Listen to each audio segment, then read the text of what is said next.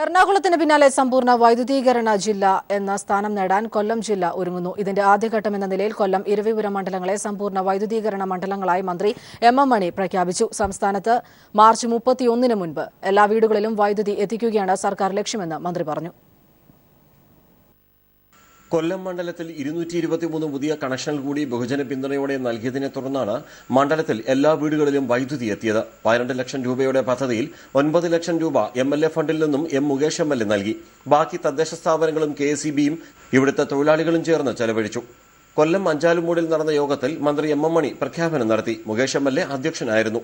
ഇരവിപുരം മണ്ഡലത്തിൽ 296 പുതിയ കണക്ഷനുകൾ നൽകിയതോടെയാണ് സമ്പൂർണ്ണ വൈദ്യുതീകരണ മണ്ഡലമെന്ന സ്ഥാനം നേടിയത്. 22 ലക്ഷം രൂപയാണ് ആകെ ചെലവ്. ഇതിൽ 5 ലക്ഷം രൂപ നൌഷാദ് MLA നൽകി. ഈ മണ്ഡലത്തിൽ തൊഴിലാളികളും തദ്ദേശ സ്ഥാപനങ്ങളും ചേർന്ന് വീടുകളിൽ വയറിംഗ് ചെയ്തു നൽകി. വർഷങ്ങളായി മണ്ണെണ്ണ വിളക്കുവട്ടത്തിൽ കഴിഞ്ഞ കുടുംബങ്ങൾക്കാണ് 2 മണ്ഡലങ്ങളിലും വൈദ്യുതി ലഭിച്ചത്. സംസ്ഥാനത്ത് വീടില്ലാത്തവർ ഉണ്ടാവരുതെന്നാണ് സർക്കാർ ആഗ്രഹിക്കുന്നതെന്നും 5 വർഷം കൊണ്ട് എല്ലാവർക്കും വീട് നൽകുമെന്നും മന്ത്രി സമ്പൂർണ്ണ വൈദ്യുതി പ്രഖ്യാപനം ചെയ്തുകൊണ്ട് പറഞ്ഞു. പാർപ്പിടമില്ലാത്തവർ കേരളത്തിൽ ഉണ്ടാകാൻ പാടില്ലെന്നാണ് ഗവൺമെന്റ് നിലപാട്. അതിനുവേണ്ടിയുള്ള സർവേ നടന്നു വരികയാണ്.